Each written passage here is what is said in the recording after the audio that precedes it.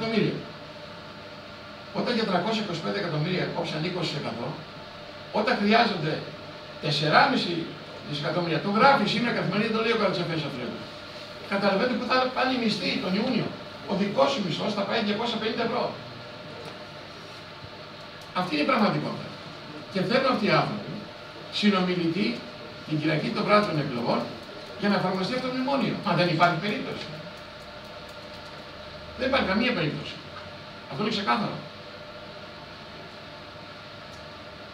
Ποια είναι η θέση του λαϊκού ορθόδοξου? Αυτό που τους έλεγα εκεί μέσα. Και δεν το άκουγα. Η θέση μου είναι μία. Θα συμπτύξουμε ένα μέτωπο του Νότου.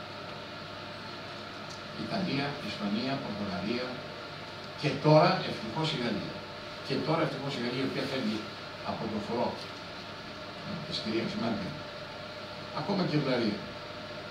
Έχω μιλήσει με 45 ευρωβουλευτές.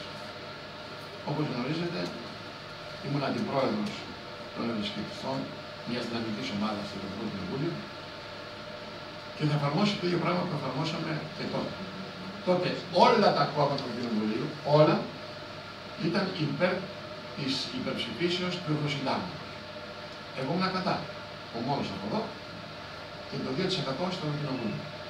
Κατορθώσαμε, ενώνοντας δυνάμεις, να πάρουμε το όχι στη Γαλλία και στην Ολλανδία. Και δεν έγινε το όπως ήταν. Τους είπα λοιπόν το Φεβρουάριο και το δείτε εδώ γραμμένο στην ευκαιρία. Κοιτάξτε, αυτό είναι βάρβαρο πράγμα. Είναι δικτακτορία αυτό το οποίο. Πάμε στο Ευρωπαϊκό Κοινοβούλιο. Άνθρωπο δεν φοβάται να. Ίσως τον Ομπάμα, αλλά θα τον πιάσει. Φοβάται όμως θεσμοθετημένα όργανα. Πάμε στο Ευρωκοινοβούλιο να αποτινάξουμε το μνημόνιο. Η απάντηση που πήρα ήταν θα σου βάλουμε το πιπέρι στο στόμα. Και το ξεκίνησα μόνος. Με την Τζαβέλα και τον Σαλαβράκη, τους δύο βουλευτές. Μόνοι μας. Τα αποτελέσματα τα θυμάστε? Στην Ολομέλεια του Ευρωπαϊκού Κοινοβουλίου τους κάνανε σκόνη. Σκόνη. Να λοιπόν που μπορούμε. Και γι' αυτό η αφίσα η δικιά μου λέει τολμώ να δεσμευτώ ότι μπορώ. Και αυτό θα κάνω. Το έκανα δύο φορές, θα το κάνω και άλλη μία. Σε αυτό το πλαίσιο συνεργάζομαι με τον Βιολίνο. Σύμπτυξη του Νότου. Να πάει ο Νότος να πει άλλη πολιτική. Όχι εμείς στο μνημόνιο. Δεν μπορούμε να κάνουμε τίποτα. Μας έδεσαν στα χέρια αυτή. Αλλά ο Νότος μπορεί να πάει πάνω και να πει: κυρία μου, η λιτότητα είναι λάθος διαδρομή. Υποστηρίζω 2 χρόνια ότι η λιτότητα είναι λάθος δρόμο. Εγώ θέλω γρήγορη κυκλοφορία του χρήματος και έχω πει πολλά μέσα στη Βουλή, κάποια από τα οποία τα υιοθετούν εκ των υστέρων. Αύξηση της ζήτησης. Και η αύξηση της ζήτησης θα φέρει κατανάλωση, κατανάλωση, θα φέρει παραγωγή. Η παραγωγή θα φέρει θέση εργασία. Το αντίθετο ακριβώς. Όταν το έλεγα, μου έλεγα Καρατσαφρή που ήταν σε αυτά τα οικονομικά.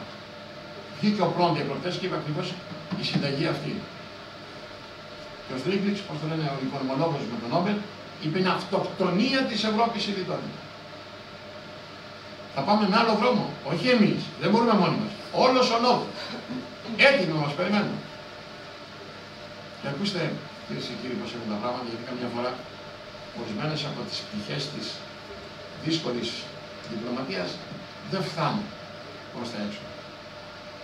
Η κυρία Μέρκελ, βλέποντας ότι χάνει το παιχνίδι, βλέποντας ότι ο στενότερος παρτινέρ η Ολλανδία πέφτει στην απόπειρα εφαρμογής του 1% της λιτότητας της Ελλάδος.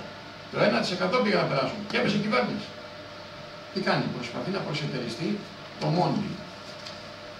Να πάρει το Μόντι για να βάλει μια μίγα στο ρουθούνι της Γαλλίας. Εγώ δίνω μάχη μεγάλη. Να προλάβουμε εμείς να πάρουμε τη μίγα και να την βάλουμε στο ρουθούνι της κυρίας Μέρκελ. Και αυτή είναι η πολιτική μου. Αυτή είναι η ενόρασή μου και η προσδοκία μου για το άλλο.